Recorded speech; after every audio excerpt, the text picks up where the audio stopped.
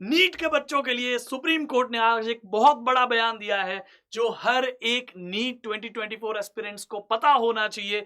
जिसने भी 2024 की एग्जाम दी है उसके लिए ये बहुत इंपॉर्टेंट न्यूज है। आज ही हमने आप सभी के लिए डॉक्टर अड्डा की टीम ने एक सेशन लिया था जहां पे हमने कहा था whatever the decision is, we are with you, we support you and we want justice for you guys. Okay, और उसी के ऊपर आज के ही दिन में एक बहुत इंपॉर्टेंट बयान सुप्रीम कोर्ट ने रिलीज किया है और उसके बारे में आपको क्लियरली पता होना चाहिए, आपके पेरेंट्स को पता होना चाहिए, क्योंकि इस बयान को गलत तरीके से आप ना समझे, इस बयान को मिस इंटरप्रेट ना करे और मिस इंफॉर्मेशन ना फैले, फालतू में पैनिक ना फैले। इसीलिए हमारा एक कर्तव्य बनता है डॉक्टर अड्डा की पूरी टीम का कि आप सभी के लिए इन अपडेट्स को प्रॉपर फैक्ट्स के साथ बताया जाए, उसका मीनिंग भी आपको बताया जाए। तो मैं तुषार पटेल, आपका फिजिक्स टीचर, आपको बुलाना चाहूंगा मेरे दोनों साथी को, शिवम सर और आलोक सर। ये दोनों ही बड़े दिग्गज टीचर्स हैं और हमेशा बच्चों को मेंटर करते रहते हैं। आज हम तीनों आप सभी के लिए ये जो भी आज का बयान है उसको प्रॉपरली डिस्कस करेंगे। क्या पिटीशन थी उसके ऊपर भी हम बात करेंगे। तो एक बहुत छोटा सा ये वीडियो होने वाला, लेकिन आपके और आपके पेरेंट्स के लिए बहुत जरूरी है ताकि अननेसेसरी पैनिक ना फैले, है ना सर? बिल्कुल सर, बिल्कुल सर। बताइए सर। तो दोस्तों अगर मैं बात करूं यहाँ पर कि क्या है एक्चुअली में यहाँ पर सुप्रीम कोर्ट ने क्या रिफ्यूज करा है, क्या बात करी है, तो अभी यहाँ पर जो सबसे ज्यादा स्टूडेंट्स बोल रहे थे वो ये बोल रहे थे कि रीनीट होना चाहिए, एग्जाम फिर से होना चाहिए, फिर से होना चाहिए, जो भी हुआ है उसको खारिज किया जाए और फिर से एग्जाम करना है। तो यहाँ पर सुप्रीम कोर्ट ने यही वाली बात बोली है कि भाई री एग्जामिनेशन से पहले जो आपका रिजल्ट आने वाला है उस रिजल्ट में डिले नहीं होना चाहिए। तो यहाँ पर प्रॉपरली लिखा हुआ है that supreme court refuses to stay declaration of the NEET result over any paper. तो शिवम सर, रिजल्ट 14 जून को आने वाला था और 14 जून को ही आएगा। सुप्रीम कोर्ट ने बात क्लियर कर दी है, लेकिन साथ में ये भी बोला है कि जुलाई में इसकी हम लोग दोबारा सुनवाई करेंगे। उसके पहले केंद्र सरकार से और एनटीए दोनों से जवाब मांग लिया गया है और ये जवाब आने के बाद अगर पर्याप्त सबूत होंगे तो जरूर रीनीट हो सकता है। अभी इसमें कोई रोक सुप्रीम कोर्ट ने नहीं लगाई है, ये बात बच्चों को क्लियर होनी चाहिए। बिल्कुल सर, इवन यहाँ पर ये भी बात क्लियर होनी चाहिए कि जो याचिका है किसने लगाई है। तो ये याचिका लगी हुई है वंशिका यादव ने ये याचिका लगाई है सुप्रीम कोर्ट पर। और यहाँ पर जो आप लोगों के पैनल बैठे हुए थे उन पैनल का जवाब भी है और उन पैनल में कौन थे इस बेंच में उसके बारे में भी बात कर लेते हैं। तो यहाँ पर सर जो बेंच है, डीवाई चंद्रचूड़ जो सीजेआई हैं, चीफ जस्टिस ऑफ इंडिया हैं, और उनके साथ जेबी पार्डीवाला और मनोज मिश्रा, इनकी जो कंबाइंड बेंच है, उन्होंने आज अपना ये वर्डिक्ट दिया है। क्या दिया है? The matter and posted it for hearing after the summer vacation in July. ये जो मैटर है ये जुलाई में फिर से सुना जाएगा, लेकिन इसके पहले केंद्र सरकार को और साथ में ही एनटीए को जवाब देना होगा। लेकिन फिलहाल के लिए सुप्रीम कोर्ट ने आज 17 मई को रिफ्यूज कर दिया है रिजल्ट को स्टे करने से। रिजल्ट नहीं रुकेगा, रिजल्ट ऑन टाइम पब्लिश होगा ऑन 14 जून। तुषार सर, अगर हम लोग बात करें पिटीशन की, ये वंशिका यादव की जो पिटीशन है उसके मुख्य पॉइंट क्या थे, क्या उनकी डिमांड थी, उन्होंने जो मेन पॉइंट्स सुप्रीम कोर्ट से मांगे, जरा थोड़ा सा उस पर प्रकाश डालिए। जी, तो जो पिटीशन फाइल हुई उसमें कुछ 5 चीजों के ऊपर बातें रखी गई थी सुप्रीम कोर्ट के सामने। सबसे पहली बात ये रखी थी कि अगर ऐसा कुछ पेपर लीक के रिलेटेड प्रॉपर हमारे पास एविडेंसेस है तो सबसे पहले तो बच्चों की एक फ्रेश नीट एग्जाम कराई जाए। यहाँ पे देखो पहला ही वो पॉइंट रखा गया था। दूसरा रखा गया था कि ये सारे स्टेट्स को बोल दिया जाए कि रिपोर्ट सबमिट करिए कि पेपर लीक के बारे में उनके ज्यूरिसडिक्शन में क्या अपडेट है या क्या स्टेटस था। ये सेकंड पॉइंट था कि हर एक स्टेट को अपना स्टेटस बताना है कि भाई क्या हुआ उनके यहाँ पे।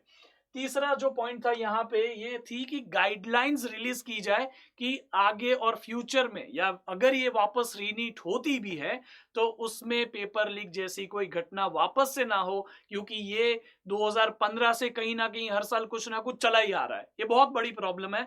और अगर एक भी ऐसा बच्चा है जो मेहनत करता है पूरे साल और उसकी सीट जाती है तो ये एक बहुत बड़ा नुकसान होता है उस बच्चे का भी जो एक मेहनत का पूरा साल 2 साल मेहनत करता है, ये उसका भी नुकसान जाता है। अगर कोई ऐसा बच्चा जो मेहनत किए बिना आ जाता है, डॉक्टर बन जाता है, तो ये देश के लिए भी सही नहीं है और ये बिल्कुल गलत चीज है, क्योंकि वो कैसे इलाज कर सकता है ना? वो कैपेबल नहीं है, वो डिजर्विंग नहीं है। नेक्स्ट जो बात बताई गई है, जो 4th पॉइंट है, उसमें ये कहा गया है कि हमें यहाँ पे इन्वेस्टिगेशन करने के लिए एसआईटी एक कमिटी बिठानी पड़ेगी जो इसको ये इन्वेस्टिगेशन को प्रॉपरली करे और उसके ऊपर हमें रिपोर्ट सबमिट करे एक टाइम बाउंड मैनर में, क्योंकि ये चीज को हम सालों साल नहीं खींच सकते। डिसीजन को हम एक 10 साल 15 साल 20 साल तारीख पे तारीख ये सब नहीं कर सकते, क्योंकि हर एक बच्चे का फ्यूचर डिसाइड होने वाला है। उसकी नीट एग्जाम के बाद उसका रिजल्ट आएगा, वापस एडमिशन होगा, काउंसलिंग राउंड ये सब चलेगा, उसका मेडिकल कॉलेज भी तो स्टार्ट होगा। तो टाइम बाउंड मैनर में एसआईटी इन्वेस्टिगेशन करके जवाब दे, 4th पॉइंट था। और 5th पॉइंट ये था कि हमारा ऑनरेबल कोर्ट एक प्रॉपर इन फैक्ट्स को देख के एक डिसीजन दे दे कि जो भी फैक्ट्स है और सर्कमस्टेंसेस है सारी चीजों को कंसीडर करके एक प्रॉपर डिसीजन डिलीवर करे जो जस्टिफाई करे हर एक नीट स्टूडेंट, उनके पेरेंट और उनके टीचर्स और जो भी बच्चे नीट के, जो भी लोग नीट से एसोसिएटेड है उनके। तो ये थे सारे के सारे वो प्रूफ और सारे के सारे वो पॉइंट्स जो बताते हैं कि ये पिटीशन में मांगा गया था।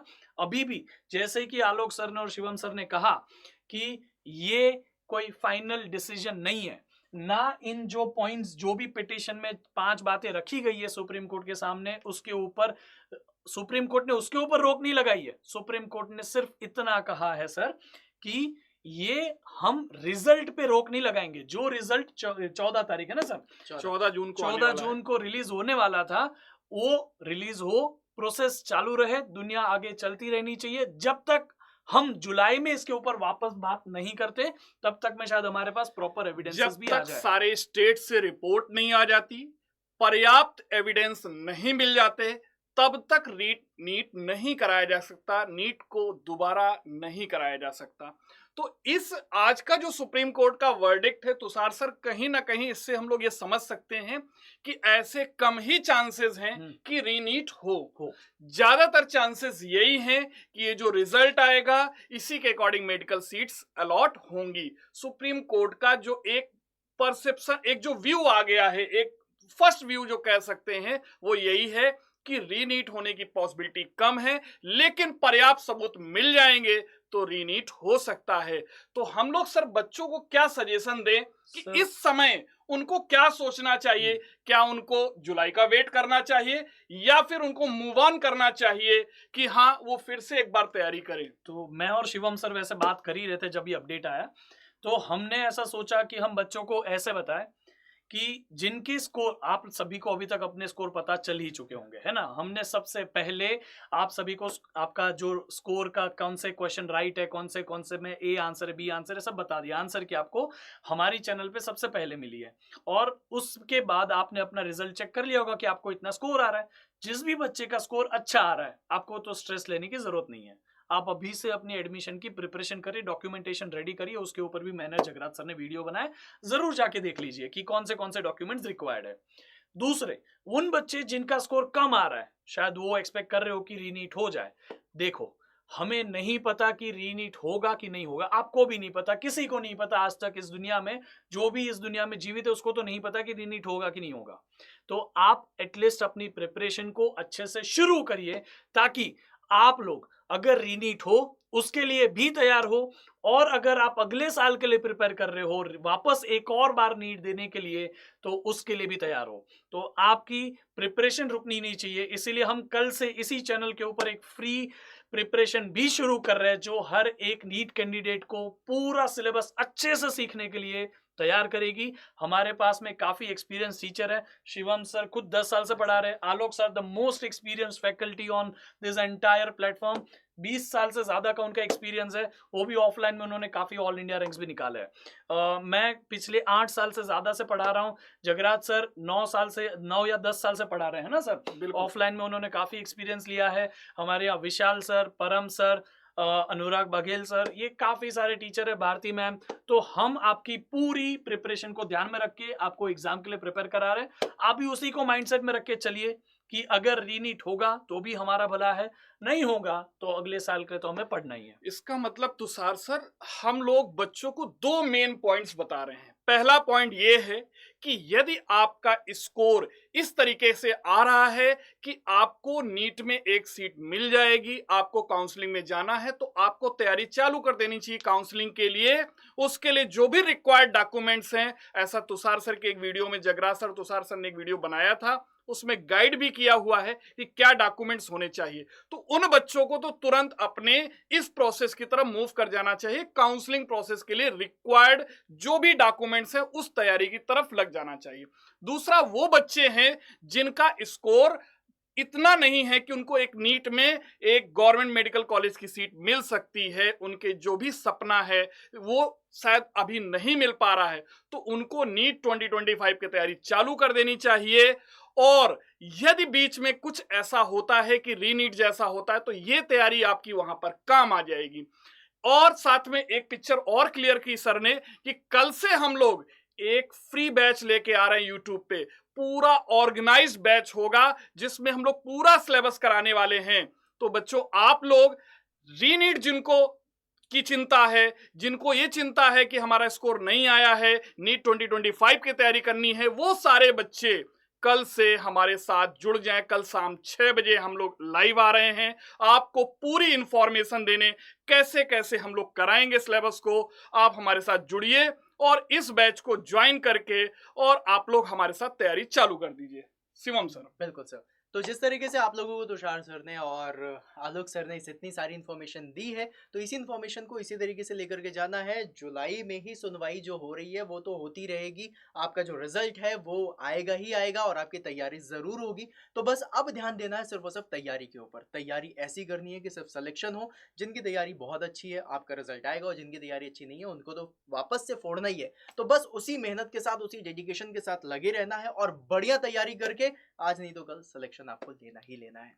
तो इसी के साथ सर आज का सेशन यहीं पर ही conclude बिल्कुल करते हैं। बिल्कुल हाँ। सर। इस बार हम कहेंगे कि वापस जरूर मिलेंगे। जरूर। बिल्कुल।